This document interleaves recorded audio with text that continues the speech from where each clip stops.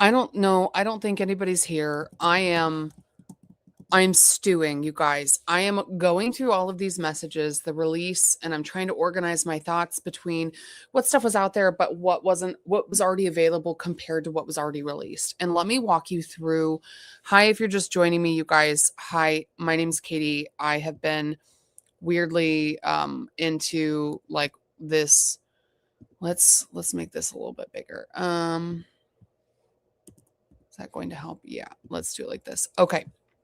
I'm going to walk you through, but there's absolutely no doubt in my mind at this point in time that Ryan Reynolds was the person that wrote the infamous Khaleesi dragon text. Let me walk you through my insight here because it's been insane, okay? We've seen a lot of text messages coming from Ryan Reynolds, but in the end, let me show you with what I've seen and just their interactions and everything that's been going on because of the style of the way that they text and the way that it goes. Um, Hi, everybody that's here. How's it going? If anybody's here, hi. So this was an impromptu live. I'm just here. I'm just doing this thing. Let me walk you through my thought process. So I was putting together the master timeline. Justin Baldoni shared the updated script with Lively, and Lively excitedly texted her thoughts about the pivotal rooftop meet cute scene, acknowledging the significance in the story. She asked if she could take a pass at the dialogue, hoping to infuse more of her voice into the character and to make it more flirty and yummy, never with teeth. And so let's open this. We're going to share this tab instead, and you could see the way that she texts. You could see the way, hey, I'll send you the pass at the rooftop. And she always shortens her, she does her shorthand. She ends with this, but she's also just very immature and girly with her texts and the way that she writes and her style of writing. And so they go through, I'm not going to go through every single message, but you can kind of go through and see. So the way that they text back and forth is very short. It's very informal, the way that she messages. And that was kind of my first indicator. Okay. So she shares her notes on the rooftop scene. And one of the very first things she says is Happy Easter. What do you think of the pages? Right. And he texts her about casting for the role. And this is when they get to the rooftop scene, or sorry, it's the meet scene with the Justin. He goes to her apartment and what happens with it. Let me walk you through. Howdy. How's it going, guys?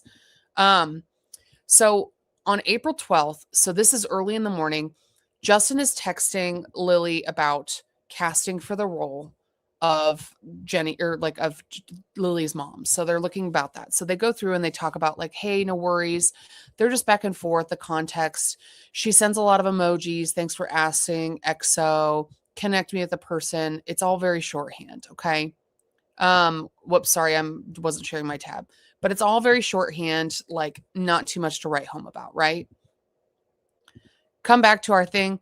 Blake texts Taylor Swift saying that even, and this is when she gets a little more extended, but you can tell it's not quite to the caliber. So let's see her texting with Taylor about the doofus director. So this is right after she texts Justin, by the way, from about 9:19 in the morning till about 10:54. So sometime between 10:54 and 1:20 p.m., where we can see these messages here, Justin gets to her apartment. And Blake texts Taylor and says, hey, my doofus director of the movie is still here. Can you do me a huge favor? She asks her to read the script. Taylor says, no problem. Really, honestly, all she says is, I'll do anything for you, headed your way. I think she was probably there to go see the baby and say hi, right? Those are the texts with Taylor. But even so, this is as extended as her text messages get. Can you tell him you're excited for the movie, that you read the book, or whatever you feel comfortable with? Like, send you the scene. You don't have to read it. It's a quick. She's very shorthanded. She uses like a lot of parentheses, a lot of emojis, like, you know, not quite as calculated or as like straightforward. Then this is from the timeline. Let me share back to my original. So this is the timeline I created, but this specific entry here is from the timeline of relevant events. And he says, their perspective from the Wayfair party says, Baldoni meets with Lively at her apartment in New York. He's greeted by Lively's husband, Ryan Reynolds, who enthusiastically praises Lively's rewrites of the rooftop scene, which he had sent on April 8th. Hours later, so that's all from the Wayfair parties. Yes, I have proof. I swear it's unless somebody says, yeah, like, for example, I texted, but it's there. It's the dialect. It's the way it's written. Ryan Reynolds wrote the infamous Khaleesi text message. And that's how fucking cringe that is. She was the one that wrote the flirty, yummy ball busting. But let me read through it. I'm building up. Okay. So if you haven't been with me so far, you gotta see it from how I've been consuming it. Okay. Um, so setting the scene, she asked Taylor to come over. Ryan was already just like, and as we know, Ryan wrote the rooftop scene because Blake admitted as such, and Sony panicked over it and was like, did you know that we hired Ryan to write a scene? And do we have like contracts and stuff? And they were like, we're learning it in real time as you are. And so everybody's panicking about all of this. I swear to God, it was a maladaptive girl. Just stick with me here, okay? Because even before this, it was the gas up text about the perineum. That was pretty much the only, like, that's the first insight we had to how he texts, right? So we see the text message from Ryan. This is how Ryan texts, okay? He says he always goes in. He mentions Sean in this text message. He gets in there and he's like, he's got the paragraphs right, but this is him texting Justin Baldoni, and he says, sorry for the delay. He's very informal. He says stuff that's funny, but he uses a lot of capitals in it. And so I do want to put a pin in this one. I'm going to keep it off to the side here so I remember to go back and share it. Okay. Let me just, how am I going to, I don't know what I just did. How do I undo that? Close the right view. There we go. I want to share this tab now. How do I do that? Let me go back to my StreamYard. Oops. Okay, so I was also guessing when Olin was born, and my guess is it's between February 9th and February 12th, if you didn't know. Because she posts there, she had the voice messages on the 9th, and then she posts to IG to inform people, like, subconsciously that she's no longer pregnant on the 12th for the Super Bowl. So knowing that all that was happening, that we get the perineum text that was very long, very scripted on the 28th. Then we start getting information about, and up until this point, Blake was spelling Jamie Jamie in text messages with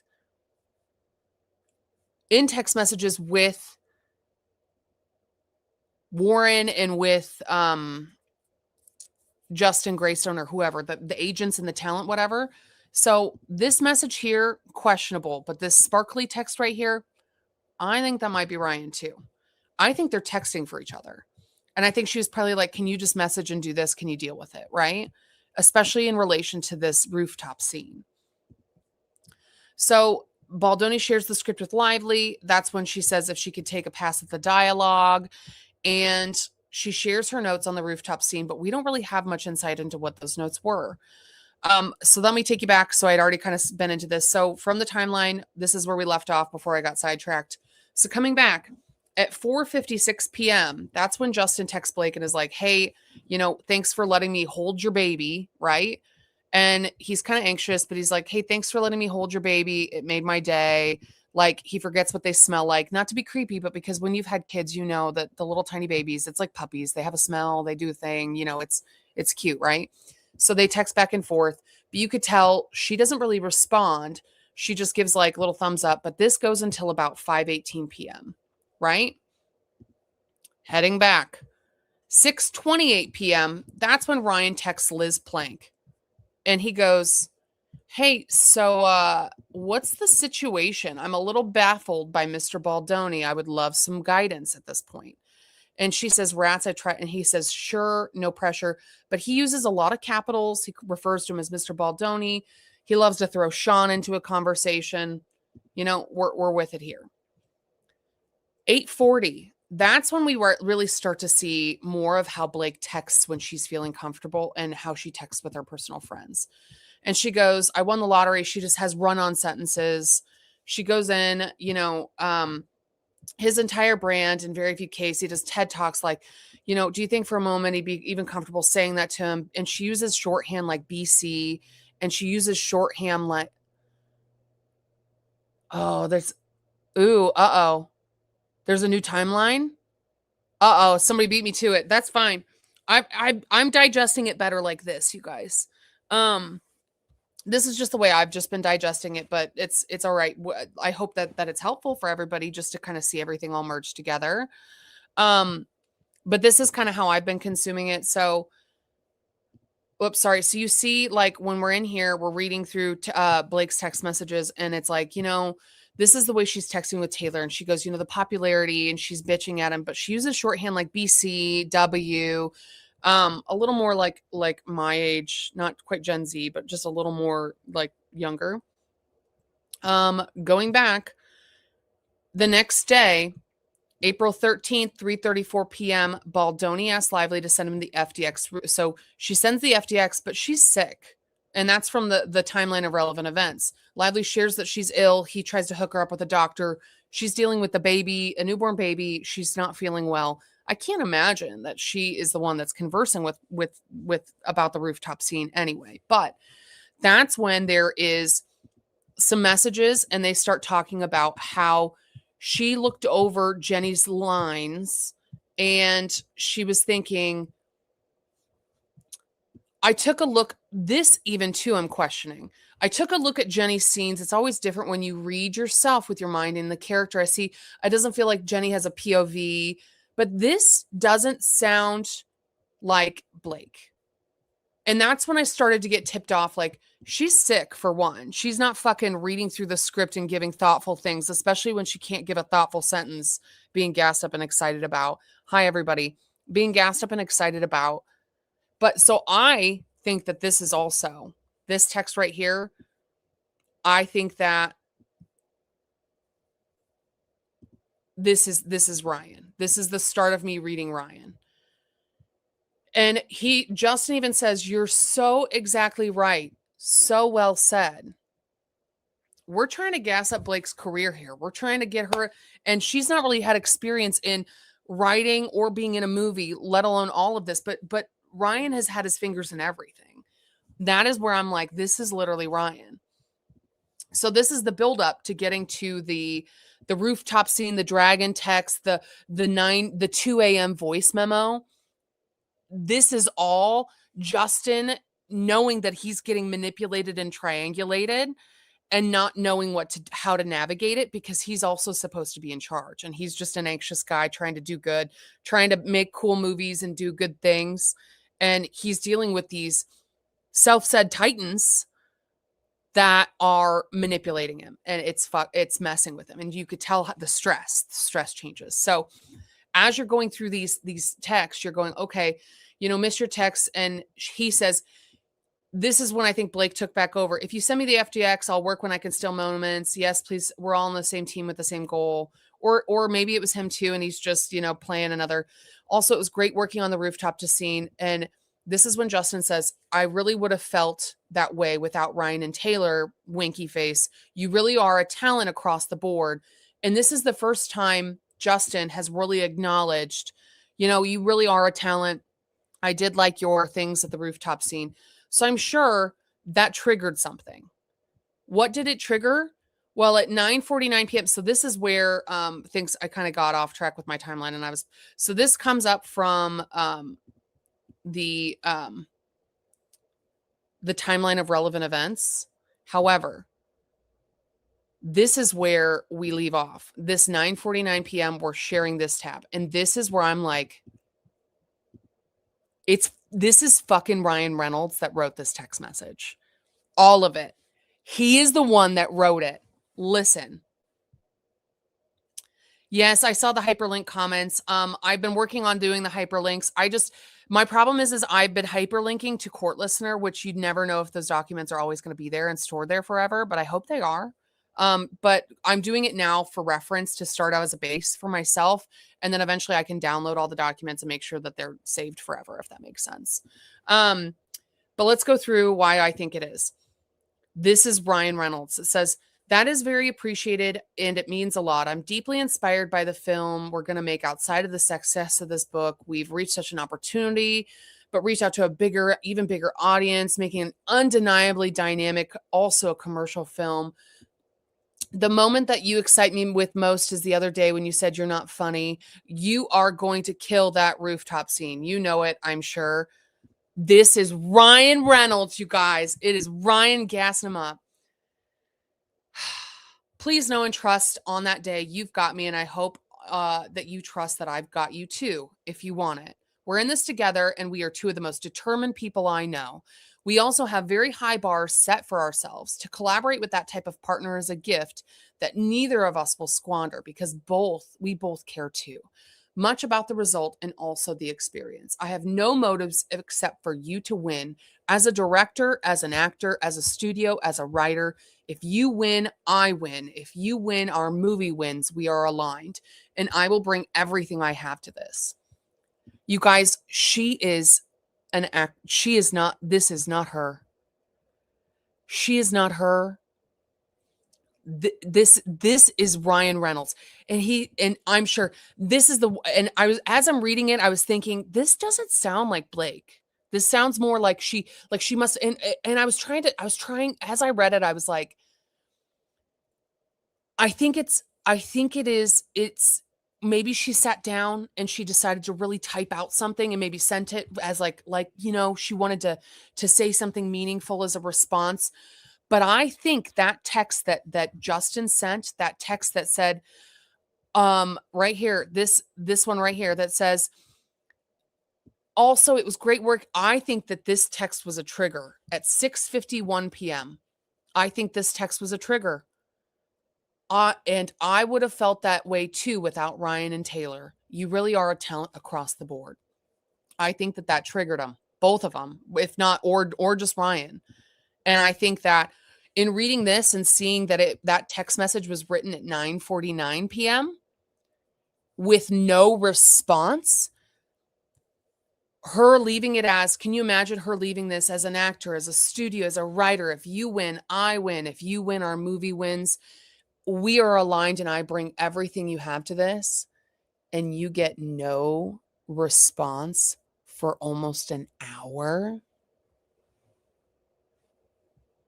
Do you see when that next text got sent? Almost 1 full hour, 10:44 p.m. When regularly, and I'm guessing and you guys know this if you're parents, I'm guessing it's post bedtime that it's when those texts really get sent off, because both of them have young children, bedtime routines. We're going to bed. We're laying with the kids. One's up, one's down. We're back up and down and forth. But regularly up until this point on 4/14, Blake and Justin had been exchanging text messages, friendly messages, but right around this time for weeks. They had been exchanging messages at this little bedtime, and with no response, I'm wondering if they were like, okay. So then the next one comes, right? And part of me at first was like, it's the anxiety. But then as soon as I saw, and Sean for that matter, I go, Ryan, I wonder how Ryan feels. I wonder if it keeps him up at night. Probably not. Probably thinks he's too, I bet it keeps him up a little bit. And then I'm sure he goes, no, I'm fucking better than everybody else. So, his narcissism is keeping him warm. So this, yes. So yes, this is perfect. Right here, where is it at? This one, commonsensically, the 1044 text is defensive. Yes, this first message here at 9:49 p.m. is very uplifting. It's very motivating. Like, we're going to do this. We've got this. We're a team. We're working on the rooftop scene together. We're going to do this. We're going to do this amazing thing. Then this next message, after no response for 1 hour, it gets defensive. And Ryan writes, as for Taylor and Ryan, and Sean for that matter, I'm the luckiest motherfucker on the planet I have to have them as my dance moms level stage moms. They're embarrassingly effusive. Blake cannot be bothered to put a punctuation in her text up until this point. Are you serious? That's insane. And embarrassingly effusive, like, there's no way she would come up with an eloquent, like, come, please. That being said, they're also my most trusted partners and the people I go to first. At this point, he's talking to himself. It makes me so I'm cringing knowing that he wrote this. They're my most trusted partners and the people I go to first with anything creative I touch. She's a puppet. She is a puppet. And I am the person they each go to first. That reciprocal creativity and support has been one of my life's most fulfilling gifts. Blah. When they loved inside, she probably read it and was like, yeah, looks good. Looks good, babe. Let me get back to feeding or whatever. When they loved and signed off on the pages, I felt good to send them to you. And they asked what you thought specifically after. They checked in so many times, and I told them that you laughed a bunch and said, it's probably a blend, but you appreciate my passion so much, which of course didn't feel great for me.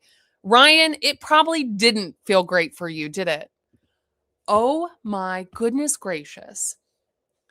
To have my passion be praised instead of any specific contribution, or even just that you didn't like the pages, which was fine also.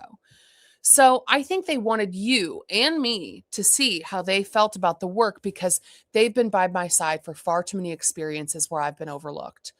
And maybe this is where, okay, maybe Ryan feels that his wife's been overlooked, you know? Let's see what you guys are saying. I've noticed the difference between, yes, they're both manipulated, but Ryan's are because he's calculated. They're composed because he is calculated.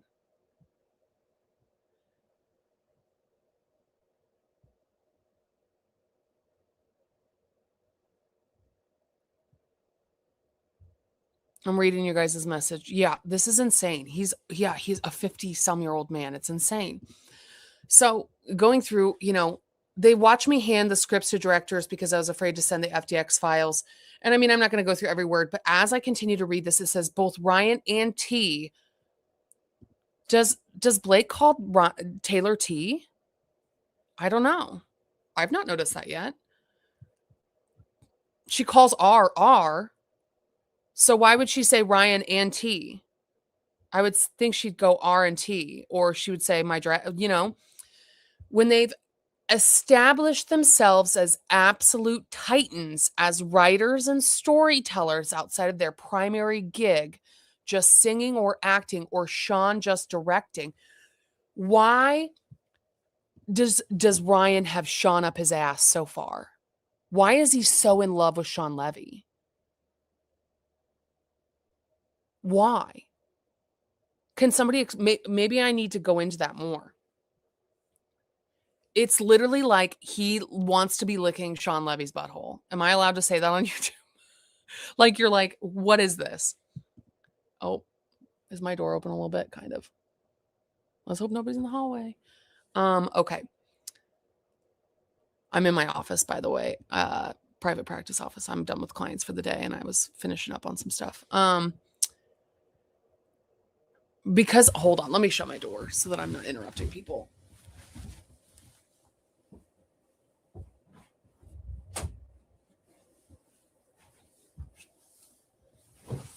My door did pop open a minute.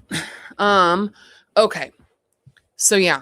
So he thinks he's clever. So, and I think I've seen people's theories about this before, where they're like, I'm theorizing that he wrote this, and you're like, maybe I can see it, but also you never know, right? Like, because sometimes couples, they pick up on each other's like dialects. So that is genuinely what I was kind of chalking this up to for a long time.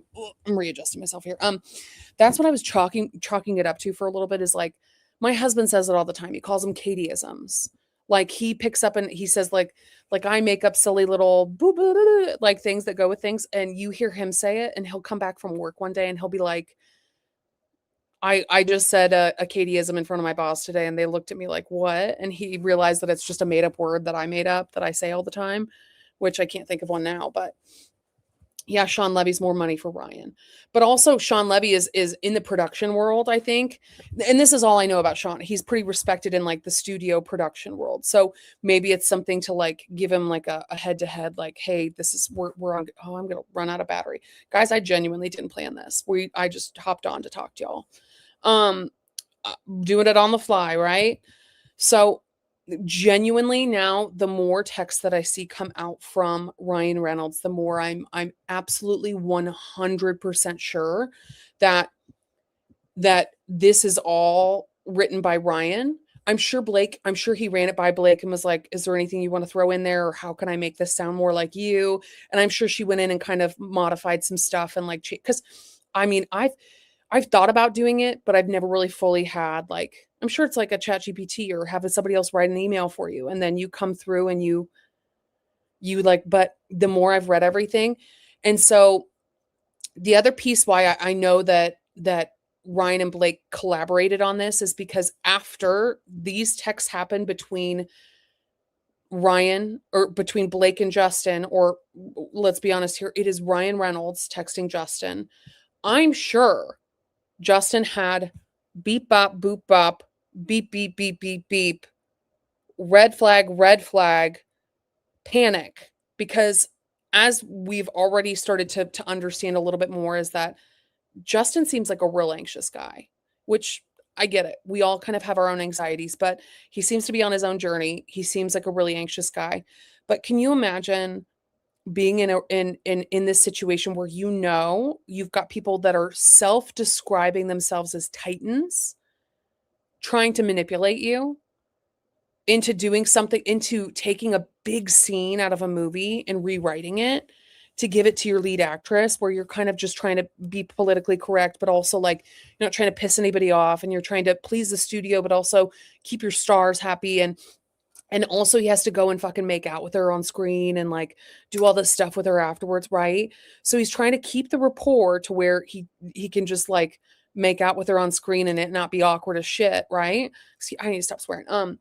And then also it's kind of like so I 150% believe Ryan Reynolds wrote that text message now.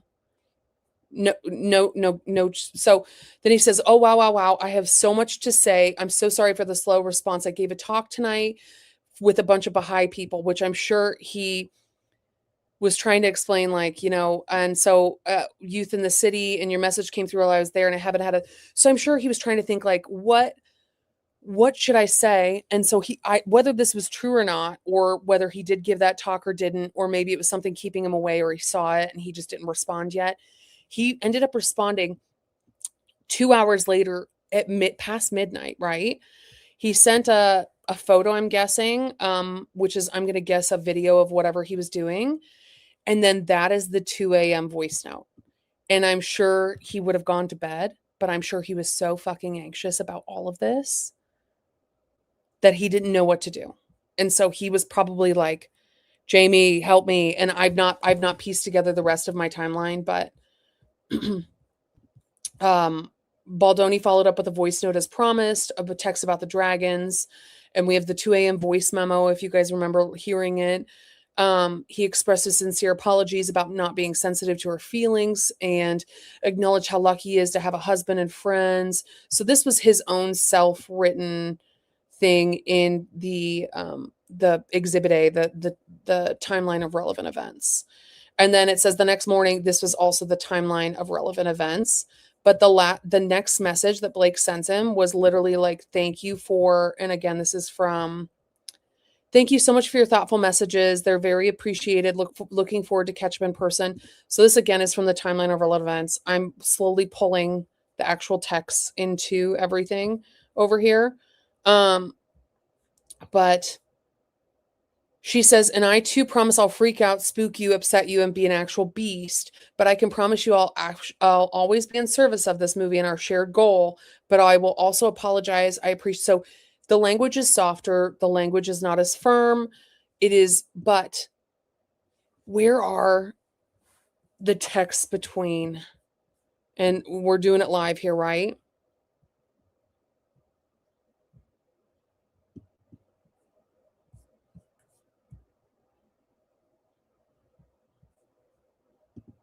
I don't think I see anymore. Yeah, there's a text exchange that happens between Taylor and Blake.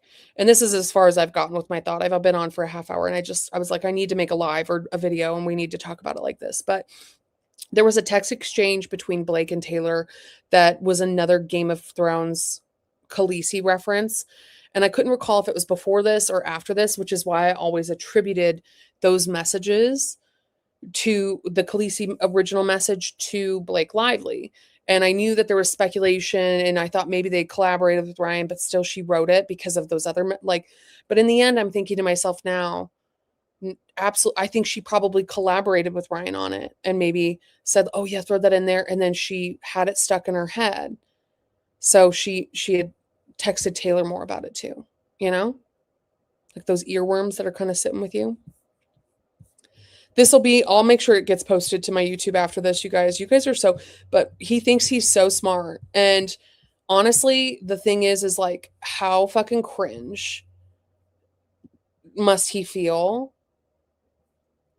Like, we know Ryan, how gross, but nobody knows for sure. So he's probably hiding behind all of that. But I'm sure that's probably why this is so important to him, because this guy Justin is everything that these people aren't. And they probably hate the fact that even though he's not a titan and not as elite or up on the whatever as they are, that he still has maintained some level of integrity and is going to make it out and maintain a fan base through this, and has maintained positive press and has not done anything negative, even though they're trying to say that he did. And the more that I continue to dig behind the scenes of this gross lawsuit, you guys, I'm not a Virgo. Who's a Virgo? I'm a Sagittarius. My birthday was my birthday was December 6th, 1992. Doc at 12:45:79. Oh, look at you. Look at you. He got my back. Now we got to find the OG spot of the, oh, it's probably up here. Nope, go back. Yeah. So anyways, guys, I just wanted to pop on, do a little quick. My laptop is literally going to die and I don't feel like digging my charger out, but I don't know what it means to be a Virgo. What does that mean about all of us, guys? What does that mean if you're a Virgo? What are your traits? But the more that I see from behind the scenes, you guys, the more I feel like I empathize with Justin, where they were like, well, we got ourselves in a sticky situation. Let's move past this and be done with it. And the more that they were like, we came out of this looking like shit because of our own actions, but we don't accept responsibility. We don't take accountability for what we've done. We're going to do what powerful people do, and we're going to fucking slum it off on these guys. And we're going to, you can tell even by the language, like there was texts where they were even just introductory texts between, like Blake and Justin, where she was asking about Emily's last name, like, is it Baldoni or whatever it is? And she goes, yeah, I took Reynolds, made Ryan cry, wimp. Like, you can tell that her values align with the opposite of like what Justin kind of stands for, what his brand is built on. So the woo whatever, like you could tell that she believes opposite of that. But she understands it and kind of gets the idea of like how that could be like a powerful messaging tool, but she doesn't personally herself abide into it. And so that's the ironic part of her filing a sexual harassment lawsuit, where she's like acknowledging the fact where she goes, I know you're not sexually harassing me, but she understands that she can flip it around and try and put that on somebody else. So I watched another creator say that Ryan changes the script first thing on every movie. Everything he does, he tries to take over. I'm sure. I mean, I feel like that's why he has his own studios now, is partly because he's pissing people off doing that. And he just goes, why am I dealing with these other, plebeians when I can fucking just have my own production company and do my own shit, right? I'm a very crazy person. This is like I feel like I've been using this timeline and like this lawsuit as a way to like hyper focus in on something else rather than other things. But you guys are awesome. You're amazing. Thanks for being here. Thanks for watching my videos. But he for sure wrote them. No doubt in my mind. Optimistically wild and free and don't like to be, no, sure don't. I don't like to be told what to do. Ain't nobody. That's why I work for myself, because I want to wear camo sweatshirt and my Vans. I want to wear, I don't, I hated working in a hospital where they told me what to wear a certain color of scrubs. I wore eggplant scrubs for like almost every day for like years. And I was like, I hate everything about this.